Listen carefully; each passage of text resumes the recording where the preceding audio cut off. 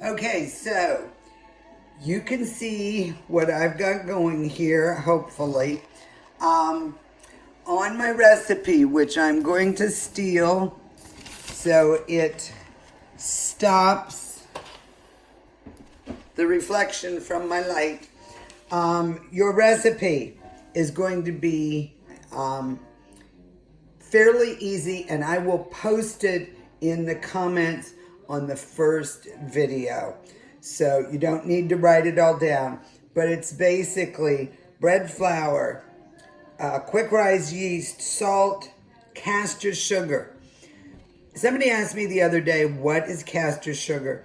Castor sugar is a finer grain sugar than our table sugar. And if you want to get real anal and you want castor sugar, you can throw regular sugar, our sugar in the blender, send it for a couple of whirls, and you'll have the finer castor. If you keep whirling it, you will end up with 10x confectioners or icing sugar, as they call it in Great Britain. You also need softened butter, 1 egg, milk, a little oil for greasing, and either some polenta or cornmeal or semolina flour. So that's what you're going to need, but don't worry about watching those. Right now, I will post the recipe so you have all the ingredients. So I'm going over, hopefully you can hear me, and what we're going to do, most people that know me and take my classes know I prefer to use the European or metric system. That way I have a lot less things that I'm worrying about. I'm going to use a dough hook today and a mixer. And remember yesterday's video, and I showed you that I have all my weights of my mixing bowls. Sometimes that comes in handy, but if I put my bowl on my scale before I turn it on, it automatically zeroes out the weight of the bowl. So I need 300 grams of bread flour. We're at 196, 277, and now I'm going to be a little more gentle till I get up to 300 grams, 290, and if you're a tiny bit over, it's not a big deal. Okay, we're at 301. Good enough. We're going to get the bread flour out of the way. Now, I'm going to hit 0 again on my scale, and I'm going to put in, and I will confess I pre-weighed this, 15 grams of softened butter. So it's been sitting out for a while.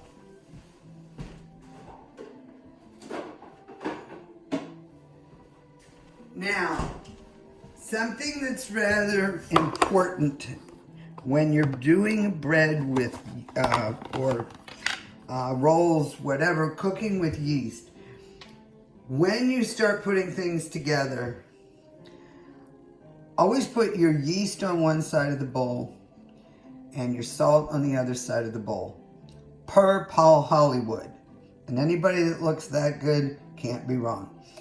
But the theory is that the yeast coming in direct contact with the salt, full strength, retards the action of the yeast. So right now, I'm going to hit 0 again on my scale, and I want 6 grams of quick rise yeast. So let's see where I'm at. 4, 5, 6. 6 grams fast acting yeast. We've got it in there. We've got our, now we want 6 grams of salt, and I'm putting it on the opposite side of the bowl. I'm not going to 0, I'm just going to, I know 6 and 6 is 12. Well, I don't know. after the new math, that might not be true. Common Core could end up being 320, who knows? Okay, so to that, I've now got my bread flour, my yeast, my salt. Now I'm gonna add, and I already pre-measured it just so I didn't have to take your time, 15 grams of caster sugar. I'm also gonna add 1 egg, whole egg right in there. And I'm going to add 170 milliliters, and you can see that on here. I've had to kind of guesstimate. I'm only going to add about 2/3, 3/4 of that. I'm going to save a tablespoon or so back, just in case. And now it's time for the mixer, which we're going to bring in here. And hopefully, I'm going to run around and see what you can see. Oh, you can see it. So, here's everything in the bowl. This is going to go on the mixer. Going to put the dough hook on. Now, you can do this one of two ways. Before the mixer starts making a bunch of noise, I'm going to explain this to you. You can pre-mix it in here, get the dough pretty much together, then dump it out onto a lightly floured surface and knead it. A lot of times I like to do that because that action of kneading, that working the dough, it actually tends to be kind of relaxing. Today, I'm gonna let the mixer do all the work. So I'm gonna start it on low just till it starts coming together and we don't end up with a cloud of flour. And once I see things starting to come together a little bit, I'm gonna turn it up 1. I'm gonna know pretty quickly if I need to add that last tablespoon or so of milk. And it looks like I do, but I'm almost in a dough stage now. So I'm just gonna dribble the last little bit in. We want this kind of a soft dough. So we're good. Now, while that kneads, and you can hear it working, I've got some olive oil, you know I'm partial to that, and a bowl here, and all I'm doing is brushing the bowl with some oil. So when my dough is done kneading, and it's just barely, I'm gonna just crank it up one more notch and let the mixer do the work.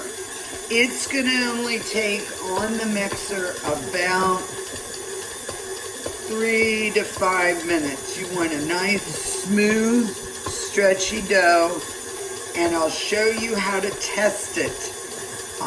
It has some stretch to it. So if you're not sure whether the mixer has kneaded the dough long enough, you can stop it, lift it up, pull on that dough, and see, it's still a little tiny bit sticky, but it's stretching pretty good. I'm gonna actually let it go for another 2 or 3 minutes.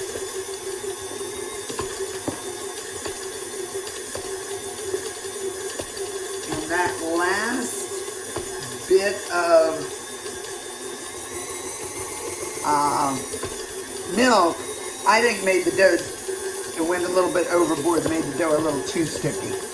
So we're just going to, I just sprinkled a little bit now. Now I'm clearing the sides of my bowl. I'm actually going to pick this up so you can see this working in the bowl.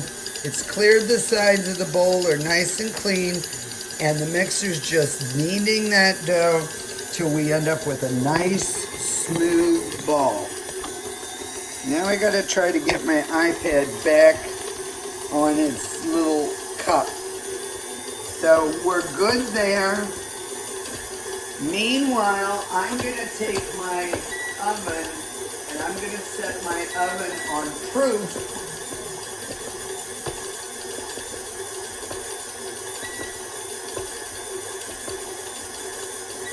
And I don't want to go too high. I want a nice slow rise. So I'm going to set it at about 90 degrees, and I got plenty of room in my oven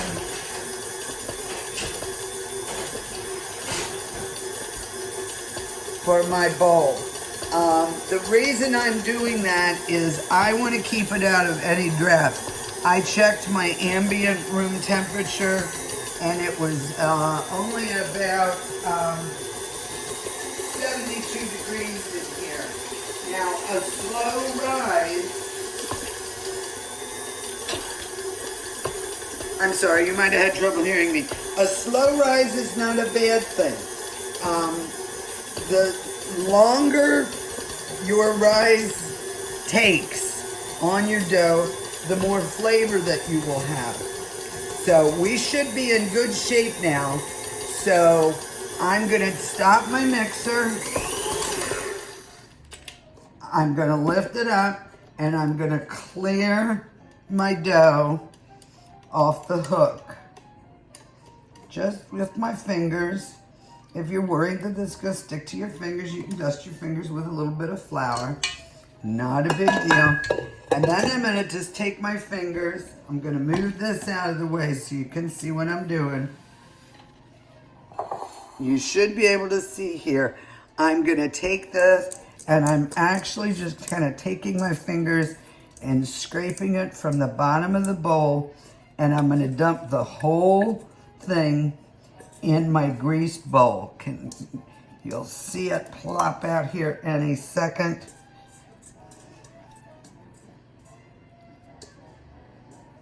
There we go. She's almost all in there. If there's a little bit in the bottom of the mixing bowl that you want to scrape and add, that's fine. It depends on how worried you are about wasting a little. Once it's in there, it was in a, remember I oiled that bowl. I'm now going to take it and I'm going to turn it over so the top of my dough has got a little film of that olive oil on it. That's going to keep it from drying out. If your dough dries out while it's rising, it's going to restrict it from growing. So at this point, the last thing I'm going to do is I'm going to take a light cloth.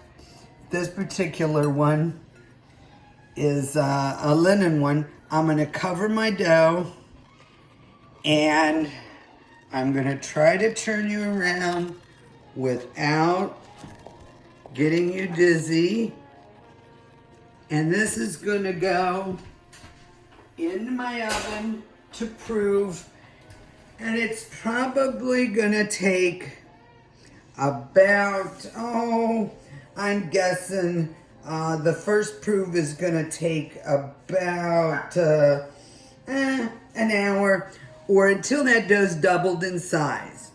So now you got time to sit down, have a cup of coffee, relax, and I will record again when the dough is ready to come out what the next step is.